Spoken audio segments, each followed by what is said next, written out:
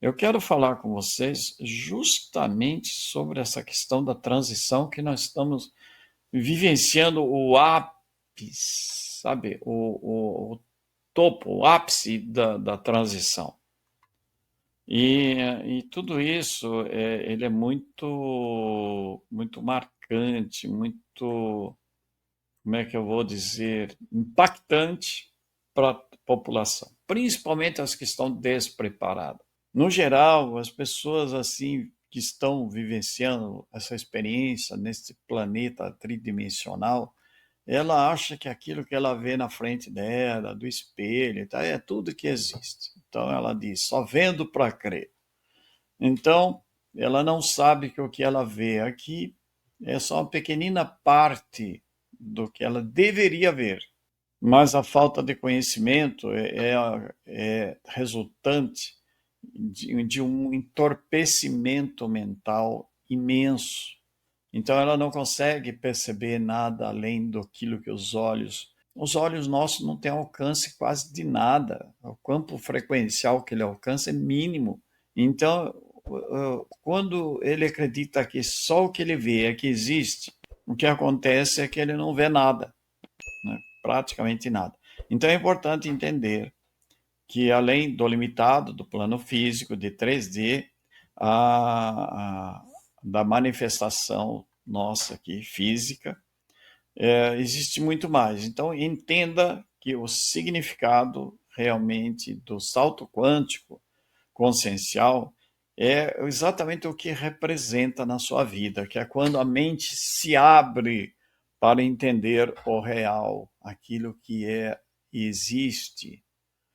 O real é aquilo que existe no aqui e no agora. Fora isso, é tudo irreal. Os sábios hindus da época antiga, lá do Bhagavad Gita, Mahabharata, do conhecimento milenar da Índia, dos sábios da Índia, chamavam de Maya. As pessoas vivem no Maya. E aqui no nosso mundo assim, ocidental, é chamado de Matrix. É a mesma coisa. Maya e Matrix é a mesma coisa, tá?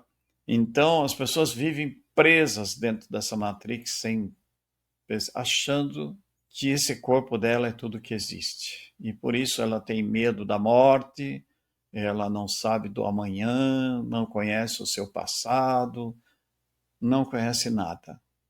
Então vamos conhecer um pouquinho mais? Então nós somos seres humanos muito mais do que aquilo que a gente vê com os olhos. Aqui vocês estão vendo o sistema da Pleiades, o Pleiadiano, né? São 7 estrelas que giram em torno de Alcione, que aquele pontinho que está lá no meio, vamos colocar assim. Está em destaque essas 7 estrelas aí, né? E essa grande aqui de baixo é a principal, né? O que isso significa para nós? Significa muito, porque o nosso sistema planetário, ele gira em torno do sistema pleiadiano. O que isso significa? Significa que a humanidade da Terra é também pleiadiana, mas ela não é no mesmo nível evolutivo que os outros seres aí de pleiadianos. Aqui na Terra ainda é um planeta bebê, né?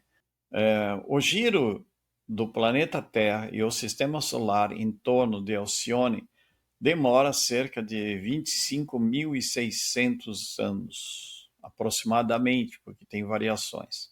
Para o sistema solar passar por todo o zodíaco demora 25 mil, arredondando, 25.600 anos. Tá? Preste bem atenção nisso. Então, isso significa que nosso planeta Terra demora cerca de 2.000, aproximadamente 2.160 anos para passar cada uma dessas eras. Então, nós temos aí 12 eras. Quando Jesus veio à Terra, fazia bem pouco tempo que o nosso planeta tinha entrado na era de peixes. É por isso que o símbolo de Jesus são dois peixes, que são o símbolo da era de peixes. Jesus fez lá as suas profecias, né, que constam aí da Bíblia, do Novo Testamento, falando dos tempos finais, os fins dos tempos. Quando ele fala sobre fins dos tempos, está falando sobre os tempos, em outras palavras, são uma era, né? Uma era que termina e é outro tempo que começa. Então, aí tem lá uma passagem, que eu só vou citar por cima aqui, que tem um dos apóstolos que, que pergunta sobre quando que aquelas coisas que ele diz irão acontecer. Ele fala, então, do homem que segura o jarro de água e para ele procurar um homem com um jarro de água nos ombros e tal. Não, resumido, ele está falando do quê? Do aguadeiro. Aguadeiro antigamente era uma pessoa que carregava aquela vasilha grande de água. Por quê? Porque é o símbolo de aquário, aquário é água. Então, que quando entrasse para a época de aquário, do aguadeiro, todas aquelas coisas iriam acontecer que ele estava citando. Todas aquelas mudanças, inclusive o Apocalipse tem muita coisa sobre isso. Na época, por exemplo, da primeira dinastia egípcia, quando eles faziam aquelas estátuas, né, de corpo de leão e cabeça de gente, aquilo representa justamente a era de touro, tá? Touro não, desculpe, a era de leão, corpo de leão e cabeça de gente.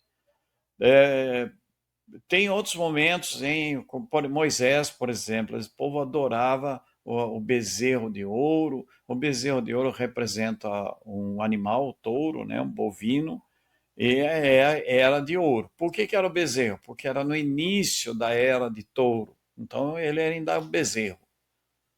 Basicamente, de forma bem simples para explicar, é isso. Nos ajude a alcançar mais e mais pessoas inscrevendo-se no canal. Deixe seu like e um comentário. Gratidão.